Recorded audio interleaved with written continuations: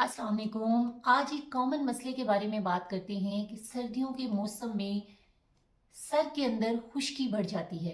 उसकी क्या वजूहात है, उसको किस तरह से हमने डील करना है। ये छोटों और बड़ों दोनों का मसला है। तो आइए इस वीडियो में देखते हैं कि खुश्की की वजूहात और उसका इलाज क्या है। सबसे बड़ी वजह यह है कि सर्दियों के अंदर कोल्ड एयर जिल्द को खुश्क करती है, वहाँ पे सर की जिल्द भी मुतासर होती है। हमारे घरों के अंदर चलने वाले हीटर्स या हीटिंग सिस्टम जो होते हैं वो भी ड्राइनेस क्रिएट करते हैं, जिससे सर की जिल्द या स्कैल्प ड्राई हो जाती है।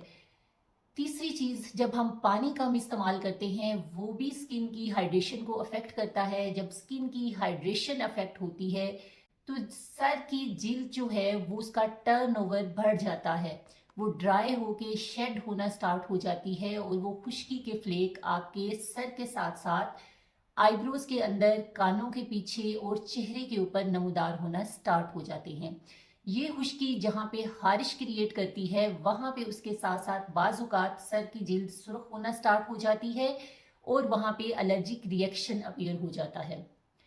दूसरी बड़ी वजह बाजुकात फंगस की ग्रोथ की वजह से, जिसे हम मलासीजिया बोलते हैं, जो कोल्ड वेदर में बेस्ट ग्रो करती है, वो उसकी ये एक बड़ी वजह हो सकती है कि आपकी डैंड्रफ सर्दियों के मौसम में बढ़ गई है। तीसरी चीज़ है सीबोरिक डर्माटाइटिस, जो कि आमतौर पर बच्चों में देखा गया है। ये एक एलर्जी कंडीशन है जिसमें स्किन बहुत ज़्यादा ऑयली होने की वजह से सॉफ्ट होना शुरू हो जाती है, उसके ऊपर ग्रे स्केल आना स्टार्ट हो जाते हैं और जिल्द की बेस रेड हो जाती है। इसके अलावा एक वजह ये भी देखी गई है कि कुछ लोग हेयर प्रोडक्ट बहुत ज़्यादा इस्तेमाल करते हैं, जिसकी वजह से उनकी स्किन के ऊपर एक एलर्जिक डर्माटाइटिस हो जाता है और उस डर्माटाइटिस की वजह से स्किन एलर्जिक, इची, रेड और उसके ऊपर डैंड्रफ या खुश्की बढ़ जाती है। ये थी कुछ कॉमन वजूहात। अब हमने इसको ट्रीट किस तरह से करना है। सबसे पहला स्टेप ये था कि डिहाइड्रेशन की वजह से हमारी जिल्द में खुश्की ज़्यादा होती है, तो हमने अपनी स्किन हाइड्रेशन को इम्प्रूव करना है। जब पानी का इस्तेमाल ज़्यादा करेंगे, ड्रिंक्स ज़्यादा लेंगे, लिक्विड इनटेक ज़्यादा होगा तो स्किन की हाइड्रेशन बेहतर होगी, सेल का टर्नओवर कम हो जाएगा और सर की खुश्की कम हो जाएगी। दूसरी बड़ी चीज़ ये है कि हम सर्दियों के मौसम में गर्म पानी का इस्तेमाल बहुत ज़्यादा किया जाता है। जब हॉट शावर लिए जाते हैं तो वो स्किन के सेल को मॉइस्चराइज करने की बजाय फर्दर डिहाइड्रेट कर देते हैं और जब स्कैल्प डिहाइड्रेट होगी तो खुश्की ज़्यादा हो जाएगी। इसलिए चाहिए कि ल्यूक वार्म वाटर इस्तेमाल करें, ज़्यादा गर्म पानी से शावर ना लें। तीसरी चीज़ ये है कि अगर जिल्द का मसाज किया जाए किसी भी ऑयल की मदद से, जिसमें कोकोनट ऑयल एक बेस्ट कंसीडर किया जाता है, कि आप नहाने से 1 या 2 घंटा पहले ऑयल की हेल्प से सर की स्कैल्प का मसाज करें।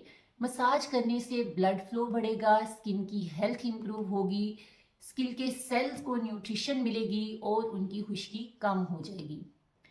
चौथी चीज़ जो देखी गई है कि शैम्पू का इस्तेमाल, आप किस तरह का शैम्पू इस्तेमाल कर रही हैं।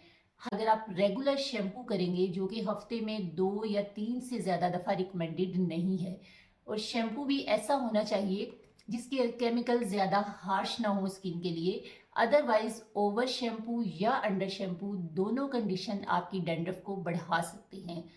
अगर आपके सर में फंगस की वजह से डैंड्रफ हो रही है तो हम कोई भी शैम्पू जिसके अंदर कीटोकोनाजोल हो, जिसके अंदर जिंक प्रीथियोन हो या उसके अंदर सेलेनियम सल्फाइड हो, या वो शैम्पू हम हफ्ते में 2 से 3 दफ़ा अगर इस्तेमाल करेंगे तो जो रूटीन में सेल का टर्नओवर है वो कम हो जाएगा।